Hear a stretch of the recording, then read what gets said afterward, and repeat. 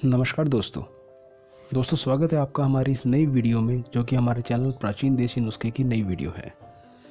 दोस्तों, आपने अक्सर देखा होगा कि हमारे घर परिवार में हमारे यार दोस्तों हर कोई बीमार रहता है।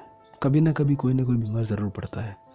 लेकिन बीमार पड़ने के बाद में हम लोग डॉक्टर्स के पास जाते हैं, जगह जगह अलग अलग तरह के डॉक्टर से मिलते हैं, मेडिकल स्टोर से दवाइयाँ लेते हैं, पर ये नहीं पता होता कि बीमारी का मेन कारण क्या है। डॉक्टर, मेडिकल स्टोर से स्टोर वाले भैया, हर कोई हमें दवाइयाँ दे देते हैं, बट बीमारी का मेन कारण हमें कोई नहीं बता पाता।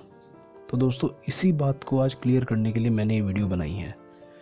आज मैं आपको बताने वाला हूँ कि हम बीमार क्यों होते हैं, ऐसे क्या मुख्य कारण हैं जिनकी वजह से हम बीमार पड़ते हैं, और हमारे शरीर में ऐसा क्या है जिसकी वजह से हम बीमार होते हैं।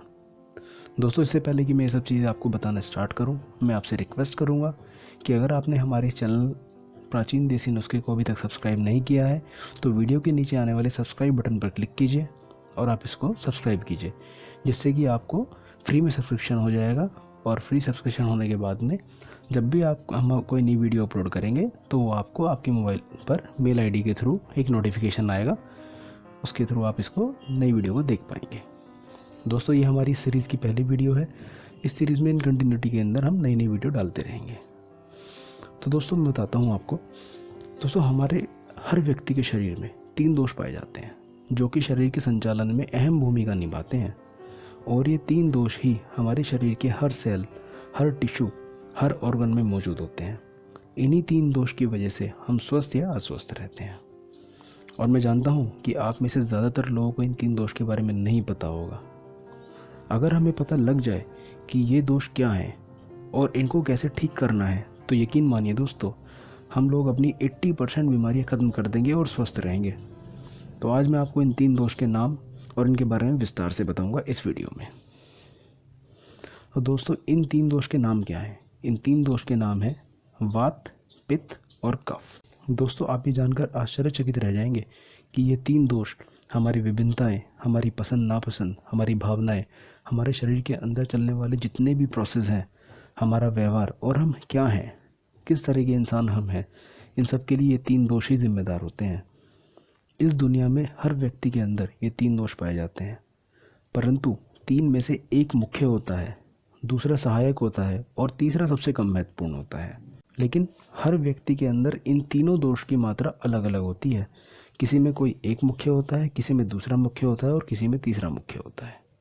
ठीक है, अब मैं आपको बताऊंगा कि वात दोष क्या है, फिर बताऊंगा पित्त दोष क्या है, और फिर मैं उसके बाद बताऊंगा आपको कि कफ दोष क्या है। दोस्तों, वात क्या है? वात हमारे शरीर के संचालन की एक ताकत है।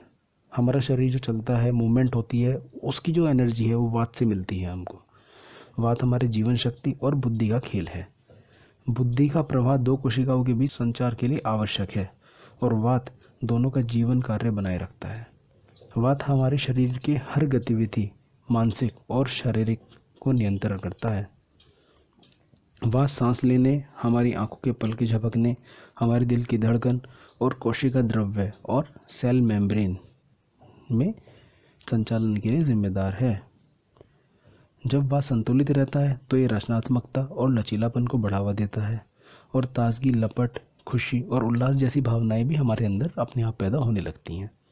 लेकिन जब वात असंतुलित हो जाता है, या हम कहें कि संतुलन से बाहर चला जाता है, तब हमारे अंदर भय यानी कि डर, घबराहट, चिंता, झटका, हमें शरीर में झटके लगने शुरू हो जाते हैं, शरीर में ऐंठन पैदा होना, इन सब तरह की समस्याओं को ये बढ़ावा देता है, जिसकी वजह से इंसान बीमार होना शुरू हो जाता है।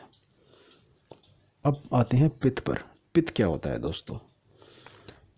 पित्त जो है, हमारा जो मेटाबॉलिज्म है उसकी ऊर्जा है।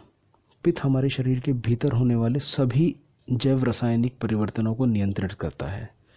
पित्त में एंजाइम्स और अमीनो एसिड्स होते हैं जो कि मेटाबॉलिज्म में मुख्य भूमिका निभाते हैं। ठीक है, पित्त फूड की रासायनिक परिवर्तन के माध्यम से शरीर के तापमान को नियंत्रित करता है। पित्त भूख और जीवन शक्ति को बढ़ावा देता है।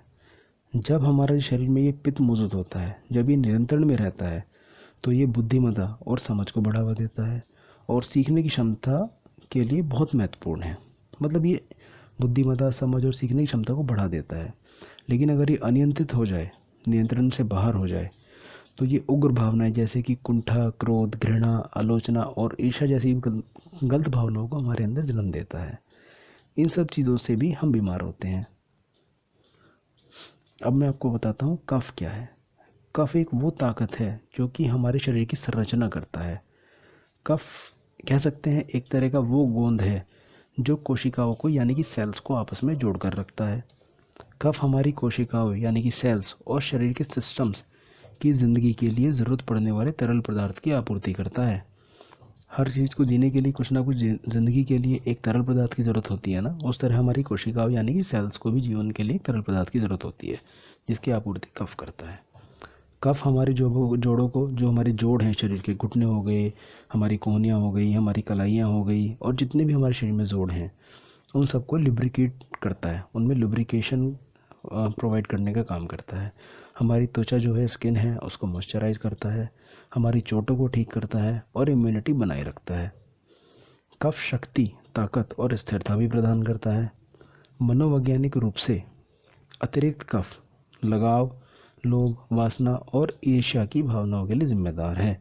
यानी कि जब ये कफ आपका कंट्रोल से बाहर हो जाएगा, असंतुलित हो जाएगा, उस वक्त ही आपके अंदर लगाव, ज़्यादा लगाव हो जाना, लोभ यानी कि आपको लालच होना, वासना, ईर्ष्या और इन सब तरह की भावनाओं को जन्म देना शुरू कर देता है, जिसकी वजह से इंसान बीमारी की तरफ बढ़ना शुरू करता है। जब कफ संतुलित रहता है तो आप में प्यार, शांति और क्षमा जैसी प्रवृत्तियों को जन्म देता है। ठीक है दोस्तों, तो जब भी ये तीनों चीज़ें अनियंत्रित होंगी, उस वक्त हम लोगों के अंदर ऐसी ऐसी फीलिंग्स अपने आप डेवलप होना शुरू हो जाएंगी, हमारा शरीर उस तरीके से काम करना शुरू कर देगा कि हम बीमारी की तरफ अपने आप बढ़ना शुरू कर देते हैं। तो दोस्तों, आज मैंने आपको बताया कि हमारे शरीर में पाए जाने वाले 3 दोष के बारे में बताया। अब मैं आपको अपनी इस सीरीज़ की दूसरी वीडियो में बताऊंगा कि आप ये कैसे पता लगा सकते हैं कि आपके शरीर में कौन सा दोष प्रमुख है, यानी कि कौन सा इन तीनों में से, वात, पित्त और कफ में से दोष मेन है, और कौन सा दोष कम है, जिससे आप ये जान सकते हैं कि आप इन दोषों के हिसाब से क्या करें और क्या ना करें, जिससे कि आप स्वस्थ और तंदुरुस्त रह सकते हैं।